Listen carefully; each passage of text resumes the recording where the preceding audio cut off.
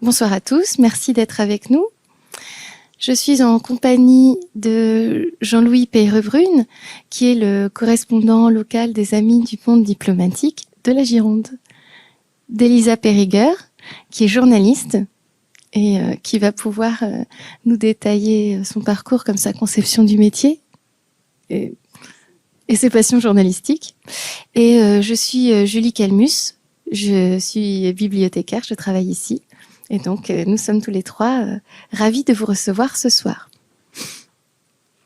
Elisa Périger, vous êtes journaliste, reporter, spécialisée dans les Balkans et ces dernières années sur les frontières externes de l'Union européenne. Le conflit en Ukraine et son poids dans les médias vous a amené à élargir votre champ d'action en dehors des Balkans, surtout en Grèce, en Albanie, que vous couvriez essentiellement. Vous vous êtes intéressé aux pays limitrophes et à leur diplomatie affectée par ce conflit. Et vous vous êtes aussi intéressé aux questions commerciales et énergétiques qui en découlaient. Vous vous intéressez aussi à la frontière franco-britannique, à Calais, où vous retournez régulièrement. Vous travaillez régulièrement pour Alternative économique, Le Monde diplomatique, Mediapart. Vous avez reçu plusieurs prix.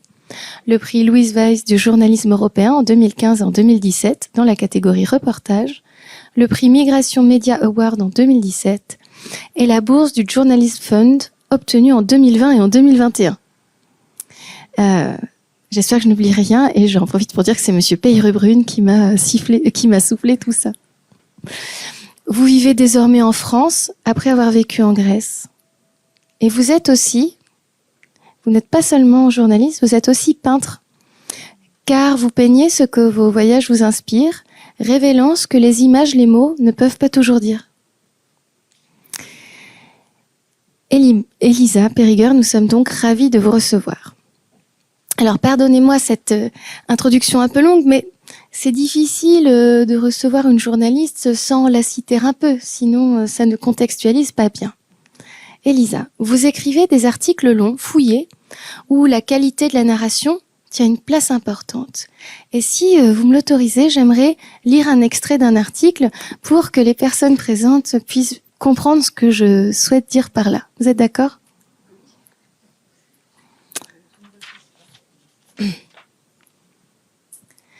Le crépuscule tombe sur la bâtisse de briques, les lampions asiatiques rouges ondulent dans le froid, un feu éclaire le hangar adjacent. Le silence domine et ils sont pourtant une trentaine à tuer le temps sur ce site ce 20 février. Des silhouettes à capuche se réchauffent les mains, 2 hommes coupent du bois à la hache. D'autres fument autour d'un poêle dans un dortoir aux graffitis colorés où pendent les câbles électriques. Dans quelques heures, lorsque la nuit aura enrobé le bois qui touche le camp, ces hommes franchiront à pied les centaines de mètres qui les séparent de la station-service British Petroleum, BP, en bordure de l'A26, dite l'autoroute des Anglais. Ces Vietnamiens tenteront, comme presque chaque nuit, de monter dans les camions garés qui rejoignent ensuite le Royaume-Uni. Ces locaux vétustes situés à Angres, commune du Pas-de-Calais, sont connus des migrants sous le nom de Vietnam City. Ils n'abritent que des ressortissants vietnamiens depuis la création du camp en 2010. Rares sont ceux qui pénètrent en ces lieux isolés derrière les locaux techniques municipaux. Le titre de cet article était « À Angres, des migrants vietnamiens en partance vers les fermes de cannabis anglaises ». Et ça a été publié dans Mediapart. Vous écrivez beaucoup sur des questions géopolitiques, diplomatiques ou concernant des organisations criminelles. Vos articles sont longs, très écrits, avec une narration aussi agréable que particulière. J'espère que l'extrait que je vous ai lu en atteste. Quelles études fait-on pour devenir une journaliste comme vous ? À la fois reporter spécialisé dans des questions liées aux conflits géopolitiques, aux zones en tension, et finalement écrivaine de l'actualité, voire peintre.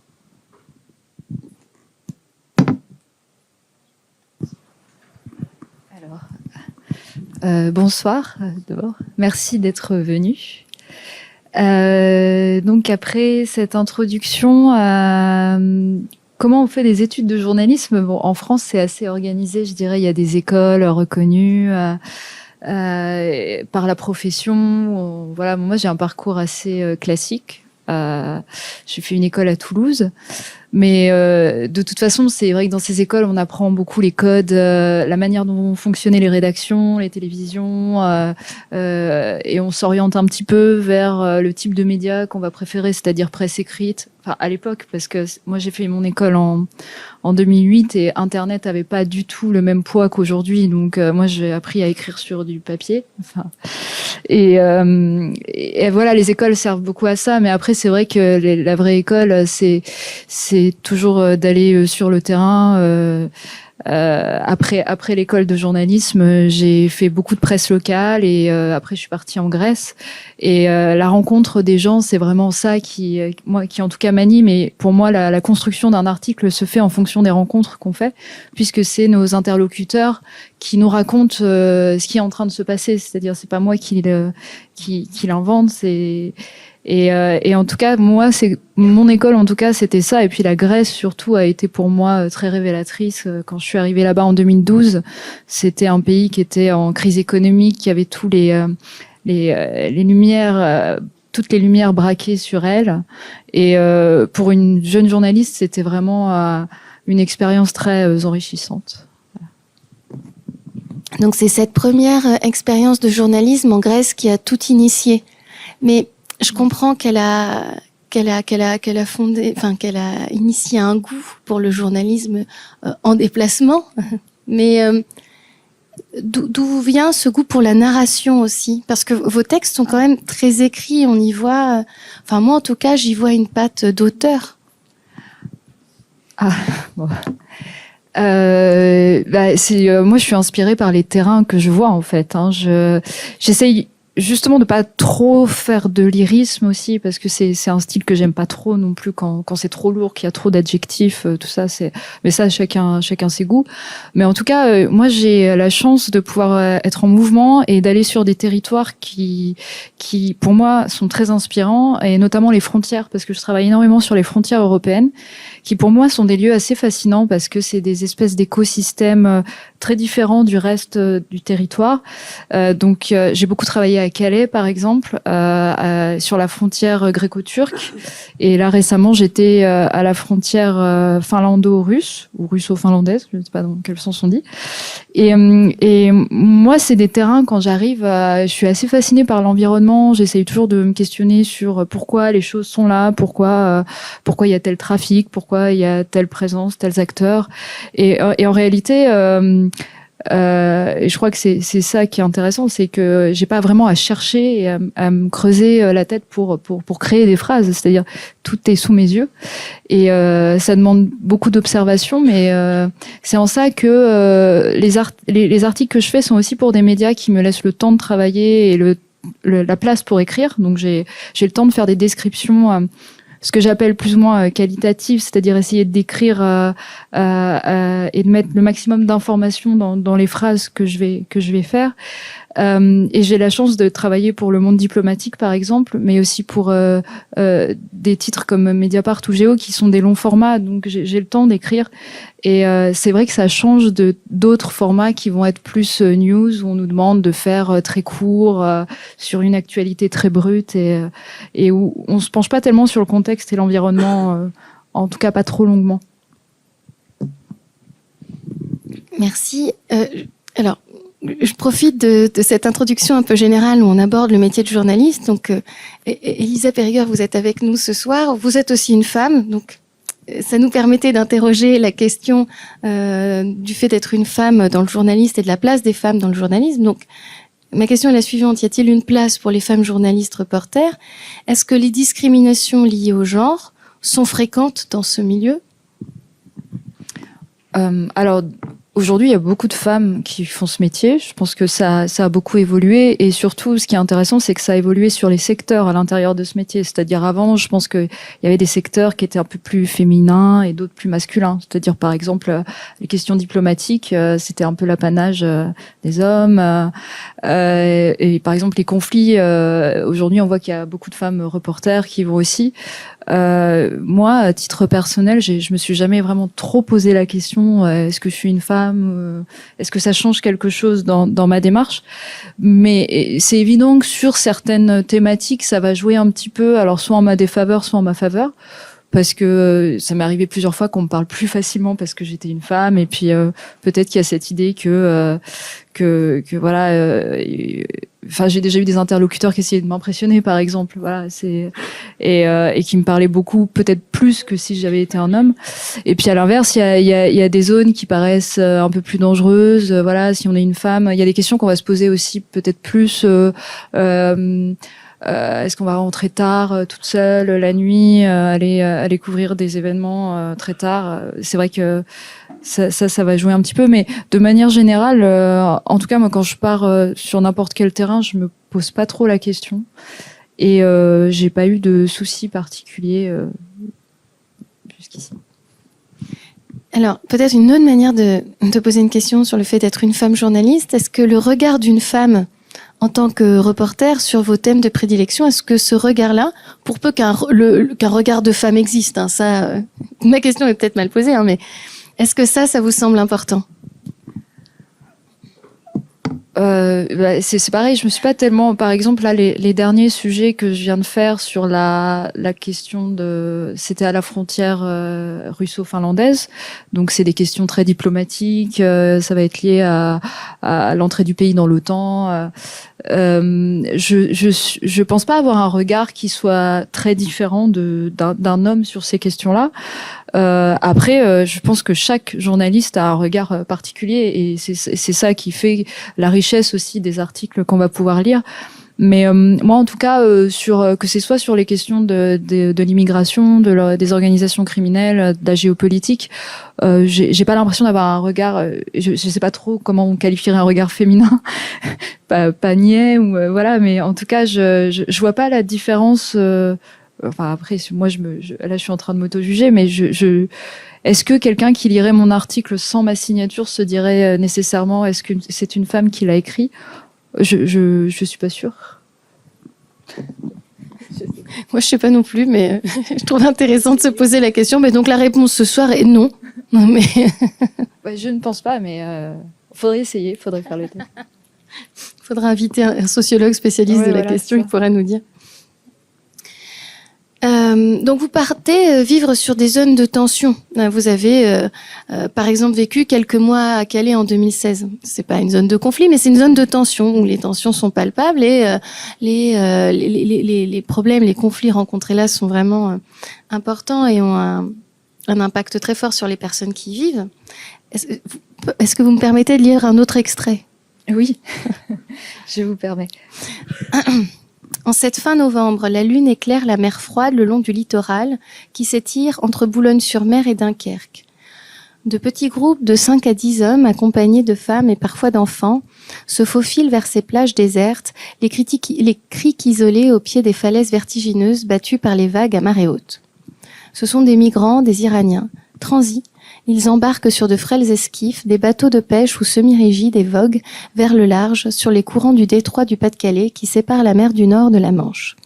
Ils naviguent à l'aveugle dans ce dangereux chenal, le plus fréquenté du monde, où croisent chaque jour près de 400 navires marchands.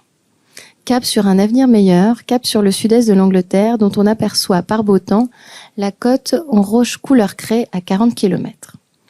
Le titre de cet article était « Des migrants iraniens prennent la mer par désespoir dans le nord de la France » et ça a été publié dans Mediapart. Pardon, je n'ai pas fait exprès de ne pas sélectionner des articles du monde diplomatique. J'espère que vous ne m'en voudrez pas. Quelle zone en tension avez-vous couvert ces dernières années ? Vous avez commencé à en parler, mais du coup, comment cela s'est-il passé concrètement ? Comment y êtes-vous allé ? Pour faire quel reportage ? Comment ça s'est passé ? Comment on y va ? Comment on y reste ? Alors la première fois c'était la Grèce parce que en 2012 je savais pas trop où aller, et puis j'avais 2 amis qui partaient en Grèce et ils m'ont dit il se passe des choses, viens. Et après de fil en aiguille, ce qui est intéressant c'est que on fait le choix de ces sujets en fonction enfin moi, ça a souvent été en fonction de rencontres. C'est-à-dire, par exemple, moi j'ai fait des premiers articles qui étaient à propos de la crise de la dette. Donc j'ai rencontré des Grecs qui étaient dans la difficulté. Alors quand on leur parle, ils vont nous raconter une histoire d'un cousin qui vit dans le nord de la France, qui a un problème à la frontière. Enfin, c'est toujours de fil en aiguille, mais c'est toujours très intéressant d'écouter ce que les gens ont à raconter, parce qu'en fait, leur vie est faite de petites actualités, et c'est à nous après de se dire, tiens, est-ce que ça pourrait intéresser le lectorat en France? Parce que j'essaye aussi vraiment de faire attention à qu'est-ce qui, nous, en tant que lecteurs de l'Hexagone, peut nous intéresser, parce que c'est évident que tous les sujets ne sont pas passionnants à lire, et on a toujours un prisme qui nous intéresse plus. Et plus on est loin, moins on a ce qu'on appelle la loi de proximité, c'est-à-dire être intéressé par ce qui se passe autour de nous. Donc c'est encore plus un défi quand on est loin de la France de se dire il faut intéresser le lectorat sur ce sujet-là. Et donc ça s'est fait comme ça. Et puis après, le fait est que malheureusement, quand un journaliste arrive, c'est souvent qu'il se passe pas des choses. Enfin, c'est souvent une zone de tension entre guillemets, quoi, parce que il s'est passé quelque chose, ou alors le secteur et l'illustration d'une situation qui est tendue en ce moment. Par exemple, Calais, c'est vraiment une ville que j'aime beaucoup, et j'y vais très souvent parce que je suis très inspirée par la Côte d'Opale en général. Et si on dit aux habitants, tiens, vous vivez dans une zone de tension, je pense pas qu'ils vont vous répondre ça. C'est-à-dire que on a eu un effet loupe en France sur Calais, les migrants. Bon, il y a évidemment une immigration importante, mais il se passe aussi beaucoup d'autres choses à Calais. Et pour nous, les journalistes, effectivement, c'est aussi à nous d'intéresser sur ce qui se passe autour de tout ça. Mais c'est évident que Calais, on y va la première fois, on y va en tant que journaliste parce qu'il se passe quelque chose autour de l'immigration. Et donc voilà, moi c'est un petit peu comme ça que je fais mes choix de reportage. Et là récemment, on a eu une période là ces 5 dernières années qui est complètement folle parce qu'on a eu un Covid. Bon voilà, tout le monde a vécu ce confinement complètement absurde trop longtemps. Ça a complètement explosé notre ordre international. La manière dont on faisait même ce métier a changé, parce que les rédactions se sont habituées un petit peu trop, pour certaines, je trouve, à négliger un peu le reportage en se disant « Ah tiens, maintenant on peut faire des articles pas trop chers en restant dans un bureau, en regardant ce qui se passe sur Internet. » Et donc on a eu ce premier Covid, et puis donc déjà en sortant, on était, en tout cas en tant que freelance, on était quand même pas très en forme, comme beaucoup d'autres gens qui travaillaient en fait. Le retour à la réalité a été particulier. Et puis il y avait aussi un petit peu un côté, aujourd'hui, maintenant, je pense que quand on fait des sujets, il faut qu'ils soient un peu plus exceptionnels qu'il y a 10 ans. C'est-à-dire que il y a 10 ans, moi, quand j'étais en Grèce, je proposais des articles sur une manifestation contre la hausse des prix. Aujourd'hui, on a du mal à vendre ce genre de sujet. C'est-à-dire, il se passe tellement de choses incroyablement horribles, en fait, puisqu'après, donc, on a eu cette guerre en Ukraine, qui, pareil, a été un cataclysme pour tout le monde. Ça change l'ordre international, ça change notre manière de faire du commerce, et il y a une crise énergétique qui est intense, qu'on n'avait pas vraiment préparée. Tout ça, en tout cas, moi, ça a eu un impact fondamental dans ma manière de choisir mes sujets. C'est pour ça que je me suis orientée vers les pays limitrophes de l'Ukraine, parce que j'étais très intéressée de voir quelles étaient les conséquences de ce conflit sur ces pays-là. Et puis, sur les questions énergétiques, c'est vrai que c'est quelque chose dont je pense alors, je sais pas si tout le monde s'était posé la question ou s'était pas posé, mais moi, en tout cas, je m'étais jamais posé la question de tiens, d'où vient mon électricité, comment on se chauffe, où est-ce que ma batterie de téléphone a été faite. Et je crois que j'avais vraiment sous-estimé tout le système de pouvoir qu'il y a derrière ces énergies. Et là, par exemple, c'est le genre de choses qui m'a beaucoup orienté mon travail. Quand j'ai beaucoup de questions comme ça sur un sujet, je me dis, je vais essayer d'aller voir des endroits où il y a peut-être du reportage à faire et il y a une situation intéressante autour de ça. Et c'est comme ça que ces dernières années, j'ai voyagé un peu, alors de manière très aléatoire, mais en fonction de l'actualité aléatoire, en fait, sur des thématiques un peu nouvelles que je connaissais pas. Bon. Vous l'avez dit, mais pour redire, vous travaillez sur des formats longs, des articles qui ont à cœur de décrire avec justesse et sensibilité, mais sans trop d'emphase, les conséquences des conflits et des déséquilibres géopolitiques majeurs que nous traversons. Vous ne faites pas du news. vous faites des articles long cours qui ont le temps de la réflexion et de la rencontre. Vous le dites, les conflits, ce sont finalement les histoires de chacun. Les zones de tension, elles sont portées par chacune des personnes que vous rencontrez et avec lesquelles vous discutez. Donc, au news, vous préférez le grand angle. Alors du coup, on profite que vous soyez là. L'actualité est quand même vraiment préoccupée par la situation de conflit entre la Russie et l'Ukraine. Donc l'occasion est trop belle et surtout inratable. On ne peut que vous poser la question sur le regard que vous portez sur ce conflit. Alors peut-être que, sans parler de regard géopolitique, quel article ou quels articles dans une vie rêvée de journaliste voudriez-vous écrire ou voudriez-vous que l'on vous demande ? Dans une vie rêvée de journaliste, c'est un peu... Alors là, il y a plusieurs questions, alors je ne sais pas par laquelle commencer. Vous pouvez même en négliger certaines. Mon rêve de journaliste, pour moi, ce serait vraiment de cumuler un projet de peinture, en tout cas sur une actualité très géopolitique. Mais c'est un peu difficile à formuler aujourd'hui.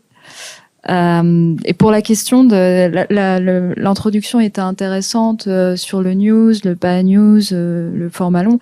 Alors moi j'ai fait évidemment comme beaucoup de journalistes du news et il y a des journalistes qui préfèrent largement ça au temps long parce que la vraie différence c'est que quand on arrive ce qu'on appelle le news, en français l'actualité chaude, je dirais. Il se passe quelque chose en fait. C'est comme si on arrivait sur une petite scène et c'est vrai que c'est assez facile, enfin facile entre guillemets. C'est facile en tout cas à écrire parce qu'il se passe quelque chose devant vous. Donc il y a des acteurs qui sont en train de faire une action, vous le racontez. Là où c'est difficile, c'est que c'est l'actualité en temps réel et que pour moi l'erreur elle est beaucoup plus possible. Parce que faire du news, c'est si ce soir il y a un missile qui passe en Pologne, on est dans un tel état de volonté de rapidité en ce moment qu'on demande à des journalistes de commenter, de dire attendez qui a tiré, quand, à quelle heure. Et le news est beaucoup plus rapide aujourd'hui qu'il y a 10 ans à cause d'Internet et à cause des réseaux sociaux. Et puis parce qu'on s'est trop habitué à tout savoir tout de suite. Et voilà, donc moi j'ai fait du news à un moment sur la Grèce. Moi on me demandait d'écrire des articles en 1 heure sur le contrôle des capitaux. Et effectivement c'est très difficile parce que on n'est pas du tout à l'abri d'une erreur parce qu'on reste des êtres humains. Et puis en plus il faut avoir plein de sources assez fiables. Et encore une fois, il y a des gens qui sont bien meilleurs là-dedans et qui adorent ça parce qu'il y a un côté très adrénaline dans le news. Et c'est vrai que moi, la plupart du temps, mes reportages, il se passe pas grand-chose. Moi, j'arrive là en Finlande, j'étais au milieu des forêts, il y a personne, la frontière elle est fermée, et du coup c'est tout un autre exercice en fait. Il faut savoir expliquer pourquoi ce terrain-là, il est en train d'être au centre de l'actualité, alors qu'on voit passer en 1 heure un camion et puis on voit un garde-frontière qui est tout seul. Et il y a beaucoup d'attentes et d'observations dans le format long, je trouve. Et moi, ça me déplaît pas, mais ça peut être perturbant parce qu'il y a quand même des moments où on se dit qu'est-ce que je fais là et qu'est-ce que je vais raconter. Et ça demande beaucoup d'observation et puis de discuter avec les gens, les interlocuteurs pour essayer de construire quelque chose. Et en tout cas, c'est un exercice différent, mais les deux sont nécessaires. Je pense qu'on a aussi besoin de news, peut-être pas trop vite, moi je dirais. Aujourd'hui, ce serait bien de ralentir un peu. Et ça nous amène par exemple à la question de la guerre en Ukraine. Aujourd'hui, moi je sais pas trop quoi dire à part que je suis très inquiète, quoi. Ce conflit il dure.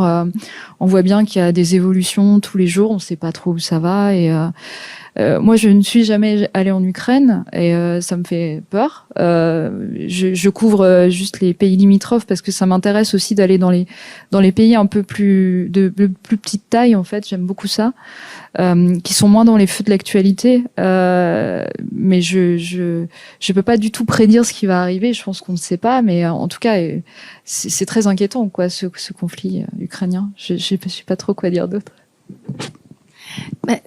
En tout cas, pour reprendre ce que vous disiez sur le news et l'information plus longue, moi, en tant que lectrice, ce que cela me donne comme impression, le news que l'on a, notamment lorsque ça couvre une actualité qui dont une actualité prégnante avec beaucoup de sujets qui sont difficiles, pour moi, ça donne une impression d'infobésité. C'est-à-dire qu'on a beaucoup de news qui vont commenter la même chose. C'est-à-dire que c'est rare, en tant que lectrice de la presse, je parle pas du monde diplomatique et de Mediapart, hein, mais on a l'impression de relire ad nauseam la même information avec une petite information supplémentaire. Il y a une sorte de chercher les 7 erreurs. Il y a de nouvelles informations qui se sont glissées, mais chaque jour, je vous donne finalement à peu près la même information. Et de temps en temps, il en arrive une nouvelle qui en effet mérite d'être commentée, analysée. Mais est-ce qu'elle mérite d'être répétée? Je me pose la question. Ah bah moi je dis non.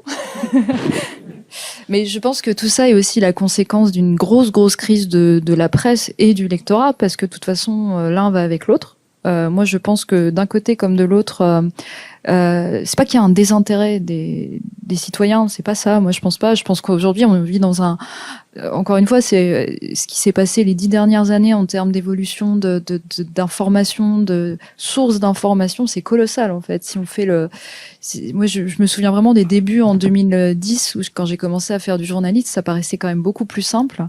Alors aujourd'hui on nous dit vous partagez sur Twitter, TikTok, Instagram, enfin ça rend un petit peu fou quand même tous ces réseaux sociaux. Et donc je pense que à la fois c'est paradoxal parce qu'il y a de plus en plus de médias d'information, de sites, voilà, mais on a une information de plus en plus uniforme et moins pluraliste parce que il y a moins de journalistes qui tiennent le coup parce que on est clairement de moins en moins, enfin on a moins de commandes, moins payés à la pièce non, mais en fait on a beaucoup moins de commandes qu'avant. Il y a le phénomène que je disais tout à l'heure par rapport à le journalisme qu'on fait depuis notre bureau, c'est-à-dire le faux reportage, quoi, où on va prendre des petites images à droite à gauche, ajouter de la couleur et dire c'est un peu comme si on y était. Et ça, c'est vraiment ce qui, pour moi, tue le pluralisme de l'information. Alors évidemment, c'est utopiste, hein, mais moi j'aimerais beaucoup qu'il y ait plus de reportages, qu'on en lise davantage, qu'on ait plus de médias longs. Après, voilà, la presse ça coûte cher aussi. Je comprends que on a du mal à vendre du papier aussi dans ces temps de crise où les gens ont peut-être pas envie de mettre 9 € tous les jours dans un journal. Et puis le Covid que j'accuse de beaucoup de choses, enfin la pandémie. Moi, il y a un truc qui m'a marqué à la fin du Covid, c'est qu'il y a plus de journaux dans les cafés. Enfin, en tout cas à Paris, au nom de l'hygiène, on a dit on n'achète plus les journaux. Bon, d'accord. Mais ça, par exemple, je trouve que c'est vraiment dommage parce que c'était en fait, on a plus la rencontre avec la presse. Maintenant, aujourd'hui, surtout les jeunes, comment ils découvrent la presse aujourd'hui? Bah, sur Internet, par Facebook, qui leur conseille tel article. Et d'ailleurs, le journal est même plus un produit. C'est comme les disques et les musiques téléchargées maintenant. C'est-à-dire, avant, on achetait un disque, il y avait 20 musiques. Quand on achète un journal, il y a une hiérarchie, il y a une trame, ça a été pensé d'une certaine manière. Donc, c'est-à-dire que l'article de la première page, il est aussi pensé en fonction de l'article de la deuxième page. Maintenant, c'est à la carte, quoi. C'est, voilà, on prend un article là. Je pense que beaucoup de personnes, y compris moi, parfois, je sais même plus sur quel site j'ai lu l'article. Alors qu'avant, le titre avait une importance fondamentale. Et c'est vrai que c'est dommage que ça se désintègre un petit peu comme ça. Et aujourd'hui, voilà, on a plein de sites d'infos, et puis on a Google Actu ou Yahoo Actu qui nous dit, en plus, qui a regardé nos algorithmes et qui nous a dit, tiens, ça va vous intéresser. En fait, on n'a plus la surprise de la presse, quoi. En fait, on sait, c'est-à-dire les algorithmes savent pour nous ce qu'on doit lire aujourd'hui. Alors que la disparition des kiosques aussi, je trouve que ça c'est dramatique parce que quand on passe devant un kiosque, on a plein de unes, on a des unes différentes et on est surpris, on se dit tiens, je sais pas, il y a un sujet sur Darwin ou sur un nouveau truc scientifique et ça nous pousse à la curiosité. Et c'est vrai que les réseaux sociaux pour ça ont vraiment changé la donne, c'est-à-dire que maintenant on se lève, on a notre portable et ça décide un petit peu pour nous les thématiques qu'on va lire, et c'est à nous aussi de se dire bon, je déconnecte et je vais regarder dehors. Mais c'est pas évident, hein, il faut avoir le temps aussi. Comme on est sur ce sujet-là, on avait bien envie d'interroger votre regard sur l'éducation à l'esprit critique et à la lutte contre les fake news. Alors, pour vous laisser un peu méditer sur cette question, est-ce que je peux me permettre de lire court extrait de Noam Chomsky. Ça... Quand même, on peut, voilà. C'est de bon ton. Donc, je cite Noam Chomsky. J'essaie d'encourager les gens à penser de façon autonome, à remettre en question les idées communément admises. Ne prenez pas vos présomptions pour des faits acquis. Commencez par adopter une position critique envers toute idée politiquement correcte. Forcez-la à se justifier. La plupart du temps, elle n'y arrive pas. Soyez prêts à poser des questions sur tout ce qui est considéré comme un fait acquis. Essayez de penser par vous-même. Il y a beaucoup d'informations en circulation. Vous devez apprendre à juger, à évaluer, à comparer les choses. Il vous faudra faire confiance à certaines choses, sinon vous ne pourriez pas survivre. Mais lorsqu'il s'agit de choses importantes, ne faites pas confiance. Dès que vous lisez quelque chose d'anonyme, il faut se méfier. Bon. Donc, votre venue ici, Elisa Périgueur, fait écho à notre engagement dans l'éducation média à l'information. En tant que bibliothèque, nous pensons que notre rôle est essentiel dans ce domaine. Comment envisagiez-vous votre métier de journaliste dans cette perspective ? L'éducation, l'esprit critique, éducation média, fake news. Oui, ou la lutte contre les fake news, enfin, comme vous voulez. C'est-à-dire la perspective de donner une information juste. Oui, comment est l'évolution aussi du métier de journaliste et de la presse en général ? Quel contrepoids offre-t-elle cette presse à la lutte contre les fake news, à ce devoir d'éducation aux médias, à l'information, que nous on a parce qu'on est bibliothèque et que vous servez parce que vous êtes journaliste ? Alors en tout cas, quand j'ai commencé le journalisme, je me posais pas trop de questions. Hein. Souvent, on commence avec plein de rêves dans la tête en se disant tiens, ça va nous faire voyager. et puis après, il y a évidemment la question de la curiosité. Et la question de l'information, elle est intéressante aussi parce que qu'est-ce que c'est une information aujourd'hui ? C'est quelque chose que on a beaucoup de médias qui travaillent avec les agences de presse aujourd'hui. Ce qui est évidemment intéressant, mais les agences de presse ne doivent pas devenir la seule source d'information.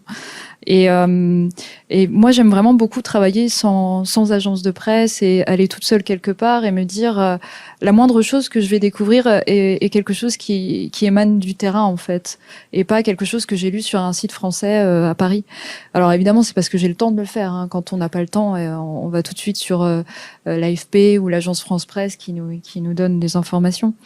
Mais en tout cas, assez vite, c'est vrai que c'est une réflexion qu'on se fait. Qu'est-ce que l'information ? Comment dire, comment se rapprocher le plus du réel ? Parce que alors on parle toujours de la notion d'objectivité. Et évidemment, c'est beau, mais on a quand même toujours un regard subjectif. L'idée, pour moi, c'est d'être le moins subjectif possible. Mais de toute façon, on reste des êtres humains, on n'est pas des robots. Donc, la plupart du temps, quand on fait un article, évidemment, on va sélectionner. C'est comme une composition de tableau. Donc, c'est nous qui décidons de mettre telle personne, de prendre telle citation. Et l'idée, c'est de le faire dans le bon but, c'est-à-dire le but de se dire ce qui compte, c'est l'information à délivrer. Et ça, c'est vrai que c'est pour moi une remise en question permanente de se dire comment on va se rapprocher le plus de la véracité et de ce qui se passe sur le terrain. Et aujourd'hui, par exemple, dans une période de conflit et de troubles où il y a beaucoup de partis pris, où on se décide un peu vite, c'est parfois compliqué en fait. Donc moi, j'essaye souvent, par exemple, d'interroger des gens qui sont pas du tout d'accord. Et c'est pas forcément facile à caser dans tous les médias parce que parfois on préfère avoir une ligne dans un sens ou dans un autre. Donc voilà, en tout cas, quand j'ai commencé mon métier de journaliste, je pensais pas encore à toutes ces questions-là. Et la question des fake news, c'est étonnant, mais c'est quand même quelque chose qui est... D'ailleurs, le mot fake news, je pense qu'il n'existait pas en 2010. Enfin, si, ou peut-être, mais enfin, moi, on n'en parlait pas. Peut-être que ça s'est accentué avec Trump, tout ça. Mais c'est vrai que là, par contre, aujourd'hui, il y a eu la nouveauté, c'est qu'on a créé des sites de checking news, enfin de fact-checking. Voilà. Et ça n'existait pas avant. Parce que pour moi, c'est vrai que c'est très important d'avoir ça. Mais c'est un peu comme un service après-vente, parce que ça va dans l'autre sens. D'habitude, c'est nous qui donnons une info qui est vérifiée. Et là, les sites de checking d'information, c'est l'inverse. Il y a une info qui existe. Ah, vous êtes journaliste, il faut la vérifier.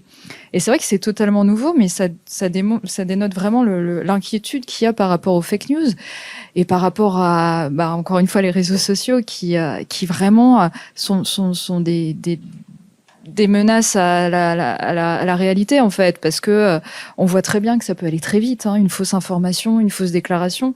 Et maintenant, c'est fou, avec l'intelligence artificielle, on se rend compte que même des discours peuvent être tronqués. On peut faire parler Macron alors que c'est pas lui qui parle. Et évidemment, je sais même pas si nous, à notre petite échelle, à l'avenir, on pourra faire quelque chose contre ça.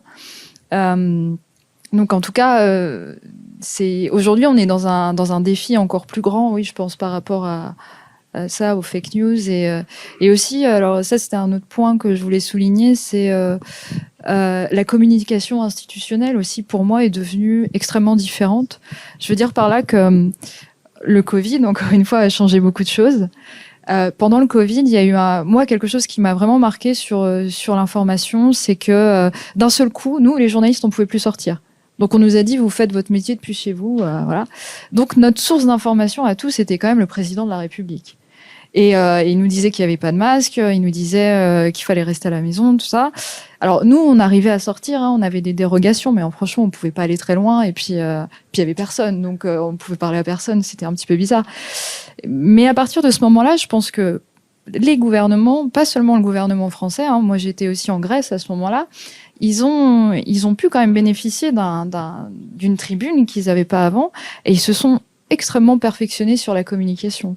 Et moi, je trouve en Grèce, surtout, par exemple, ils ont vraiment, ils ont beaucoup plus communiqué avant avec des rendez-vous, c'était comme des JT, nos présidents qui parlaient à 20h, tout le monde les écoutait religieusement. Et nous, notre travail en tant que journaliste, normalement, c'est quand même de débunker un petit peu cette communication institutionnelle, de dire oh attention, il se passe ça et ça. Et je pense qu'aujourd'hui, c'est devenu encore plus un défi parce que ils se sont professionnalisés en fait. Et avec les réseaux sociaux, enfin Monsieur Macron, maintenant, il fait des TikTok, je crois. Je les regarde pas, mais c'est quand même, on n'avait pas ça du temps de Jacques Chirac. Et effectivement, ça. Je sais pas, mais en tout cas, ce qui est nouveau, c'est que eux-mêmes, nous, on a un accès à l'information plus divers, on a un accès à la médiatisation plus divers, mais eux aussi. Donc tout ça, ça demande encore plus de travail pour les journalistes et plus d'investissement, moi, je trouve. Oui, c'est ce que je comptais vous demander, c'est-à-dire que en effet, il y a le péril de la fake news et du fact-checking, pardon pour tous les mots en anglais, donc de la fausse information et de la vérification des informations données. Et il y a aussi la tentation du buzz et de l'information qui va faire mouche en fait. C'est-à-dire que peut le journaliste du temps long, le journaliste de l'analyse, le journaliste de la rencontre avec l'autre qui va donner du sens par une entrée différente par rapport au buzz. Comment on fait ça? On peut pas grand-chose, hein, je dirais. Après, là, je suis toute seule ce soir, mais moi, je travaille avec des rédactions, je travaille avec des éditeurs. Un papier, c'est jamais, je suis jamais toute seule, donc je suis très très encadrée, mine de rien. Il faut toujours saluer aussi nos éditeurs qui nous aident beaucoup et avec qui on a beaucoup d'échanges. Donc déjà, on se sent moins seul face au raz-de-marée des buzz. Mais alors, ce qu'on appelle aujourd'hui les buzz. Moi, personnellement, j'essaye de pas trop vivre là-dedans. Enfin, il y a tellement de choses différentes. Si on prend la journée d'aujourd'hui, je ne sais même pas quoi vous dire. Qu'est-ce qui, à 9h, a été au centre de l'actu, à 10h, à 14h, à 16h? Ça a dû changer, hein, on imagine bien. Est-ce que c'était futile ou non? Est-ce que c'était vraiment intéressant? Je ne sais pas. Mais c'est vrai qu'on est dans une période inquiétante là-dessus aussi, parce que maintenant, on voit des images contre notre gré qu'on ne veut pas voir sur des réseaux comme TikTok, Instagram, des images qui tombent dans notre fil d'actualité et qui nous rendent tristes et je pense aussi par exemple à l'attaque du 7 octobre qui, je ne sais pas pour vous, mais moi en tout cas m'a beaucoup marqué pour ça parce que le 7 octobre quand il y a eu l'attaque en Israël, il y a eu des images, un flot d'images de violence. Et moi, personnellement, je veux pas du tout voir ça, mais j'en ai vu parce que voilà, j'ai ouvert mon téléphone et puis je voulais aller voir quelque chose de personnel sur un réseau social.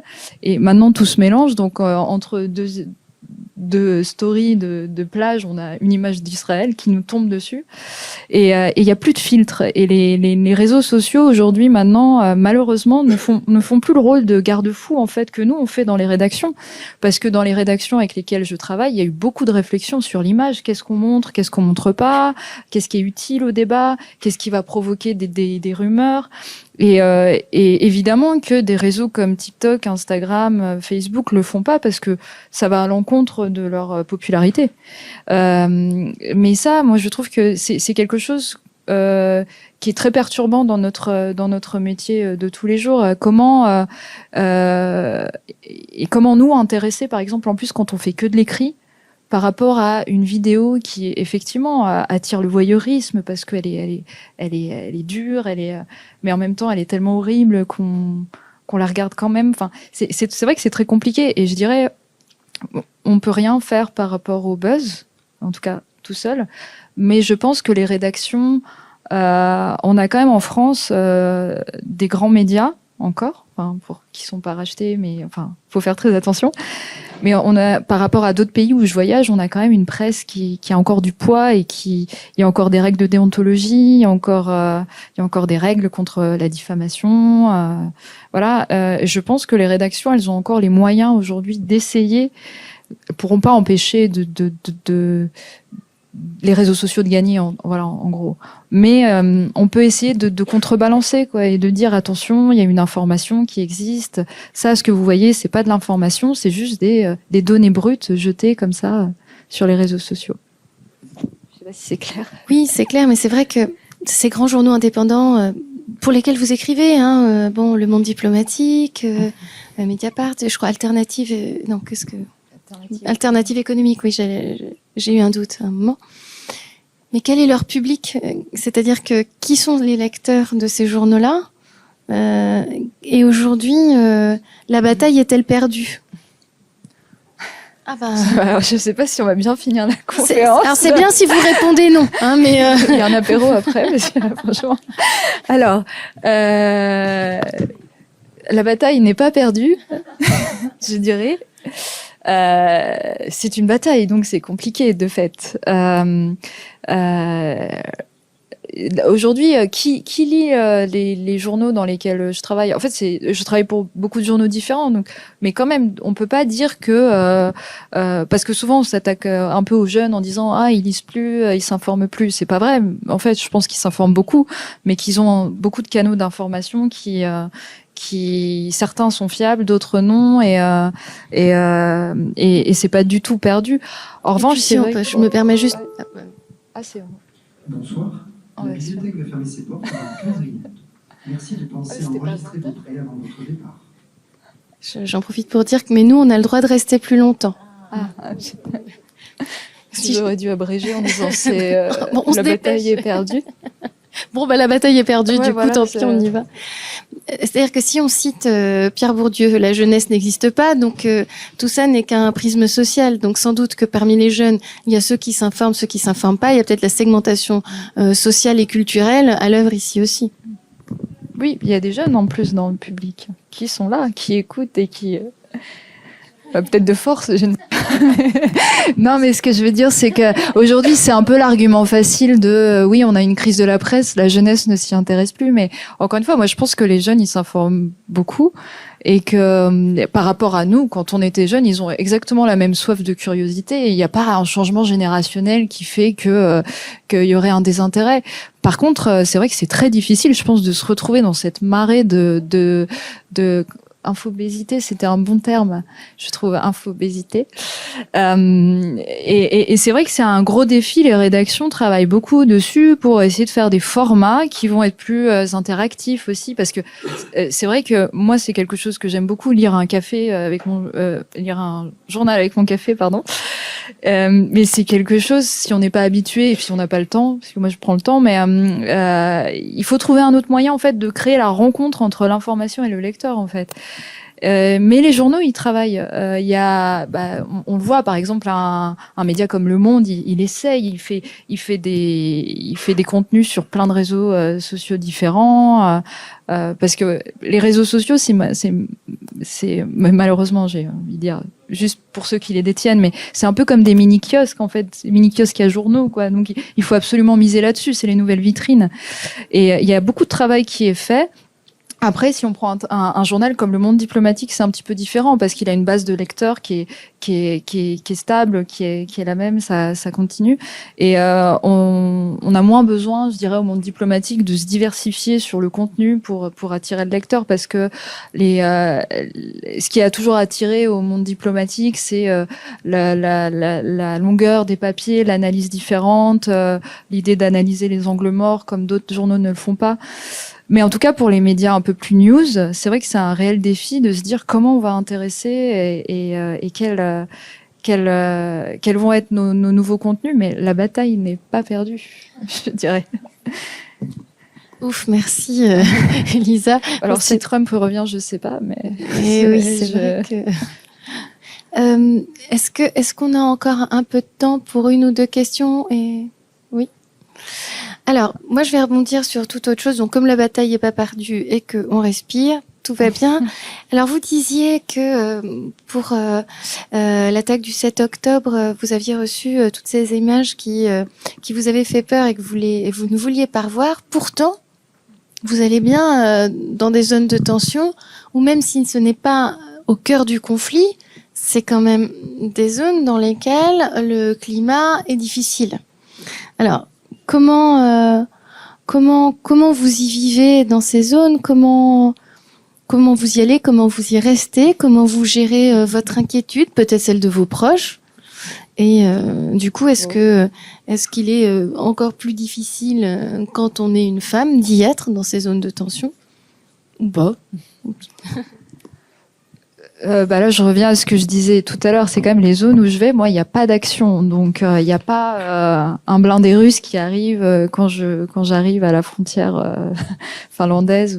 C'est souvent d'ailleurs étonnamment calme, quoi. Il faut raconter ce vide, donc c'est plutôt autre chose. C'est plutôt apaisant.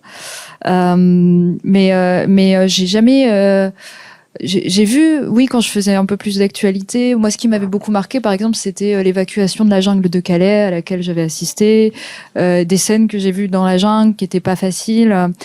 C'est vrai que sur le coup, en fait, quand on est en train de faire notre reportage, nous, on a un espèce de filtre. On est tellement concentré sur ce qu'on fait. Et beaucoup de collègues pourront le dire, hein, qui ont couvert des choses beaucoup plus dures, telles que les attentats ou les choses comme ça. Nous, on a cette carapace qui est, ce soir, on a quelque chose à rendre. Finalement, ça nous sauve un petit peu de certaines images et de certaines scènes qui, si vraiment on avait que cette réflexion à faire sur ce qui est en train de se passer devant nous, je pense que ce serait plus difficile. Mais en tout cas, moi, j'ai pas eu tellement de scènes très difficiles à voir, à vivre. Et c'est aussi c'est souvent ça aussi. Il y a un effet loupe dans tous les dans toutes les actualités. Il y a un effet loupe. Par exemple, quand je vivais en Grèce, il y avait des manifestations et à l'époque, c'était en 2012, donc pendant la crise de la dette, et les manifestations étaient sur la place Syntagma, donc c'est la place centrale devant le Parlement. Et quand on voyait les images à la télé, effectivement, c'était horrible parce que c'était en contre-plongée, il y avait des feux partout, des gens qui couraient. Et puis, en fait, quand on fait 4-5 rues, il y a des gens qui sont en terrasse de café. Et c'était exactement pareil quand j'étais en Turquie, pendant qu'il y avait les manifs de Gezi en 2013. Et ça va être la même chose en France, parce qu'alors en France, moi, quand je dis que j'habite à Paris, en ce moment, et quand je vais à Athènes ou dans d'autres, on me dit mais c'est horrible ce qui se passe. Les agriculteurs qui manifestent, quand les gens voient les images à l'étranger, parfois c'est marrant parce qu'il y a des personnes qui m'écrivent des textos en disant tout va bien. Et en fait voilà, faut jamais oublier qu'il y a cet effet loupe qui est très amplifié par les caméras, en fait. Voilà, il faut jamais oublier que la vie continue quand même à côté. C'est un peu le fait de l'actualité, sans dire que ce n'est pas important, mais et donc finalement quand on arrive, moi j'ai fait beaucoup de manifestations par exemple en Grèce. Alors effectivement, quand on est devant le Parlement avec les CRS grecs, c'est pas calme, mais après on sait qu'on va sortir de la manifestation et puis que la vie continue à côté. Et j'ai pas connu beaucoup de stress en tout cas, et je peux pas témoigner comme quelqu'un par exemple qui reviendrait de, je pense, Israël ou Gaza. Enfin en ce moment on peut pas, mais d'Israël ou d'Ukraine. Je pense que là, pour le coup, il y a un état de stress qui est un petit peu différent que celui que moi je ressens. Mais vous revenez néanmoins chargé. Il est 18h55, la bibliothèque va fermer ses portes. Il est encore temps d'enregistrer vos prix avant de regagner la sortie. Peut-être qu'on va être enfermé. Non, on pourra vous réouvrir. Donc, j'ai oublié. Non.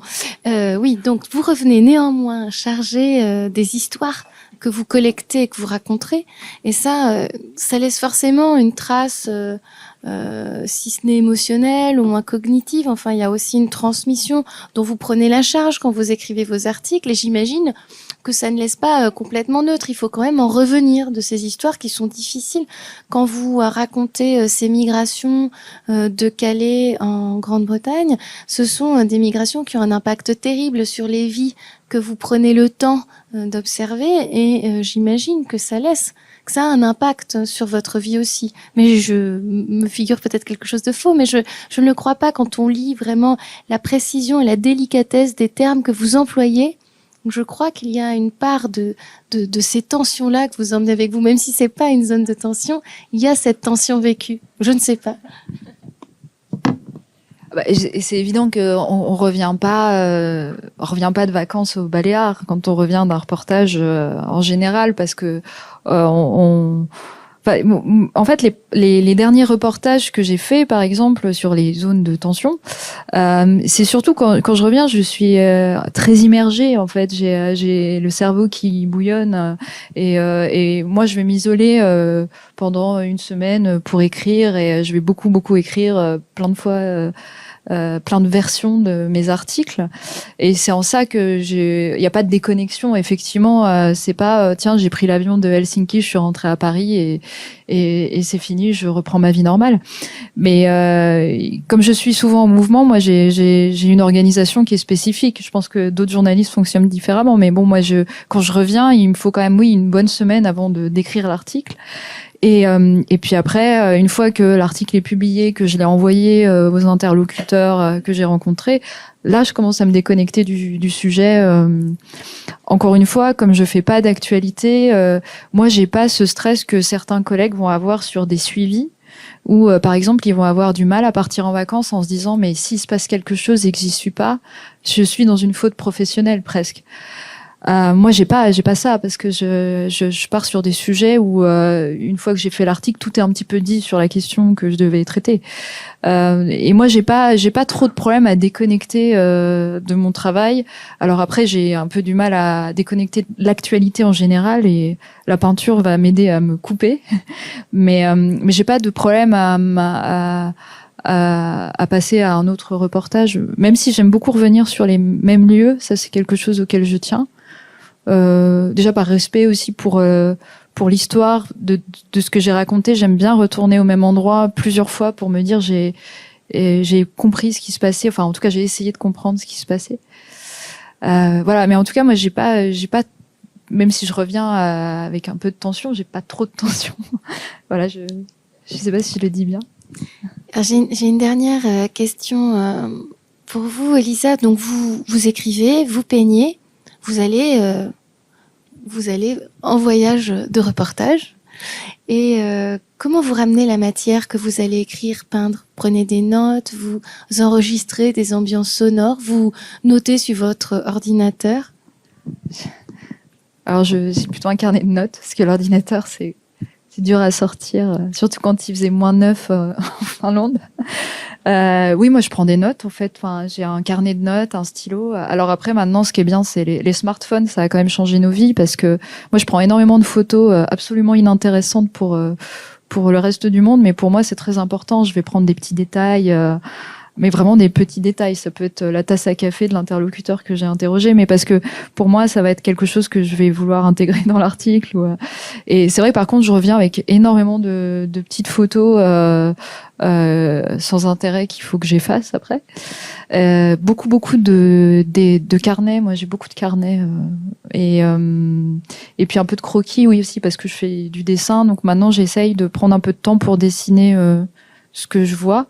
Mais ça, c'est pareil, c'est comme des notes, c'est des choses qu'on garde pour soi parce que ça n'a aucun intérêt à être montré. Mais c'est très intéressant de lier un peu les deux parce que quand je suis dans la rédaction d'un article, comme j'aime beaucoup faire des descriptions utiles, c'est un peu comme quand on compose un tableau, on va se dire qu'est-ce qui est important, qu'est-ce qui est intéressant, qu'est-ce qui nous a attiré l'œil. Et croiser les deux, ça va quand même m'aider pour construire l'article sur certains secteurs. Voilà. Merci d'avoir répondu à toutes ces questions.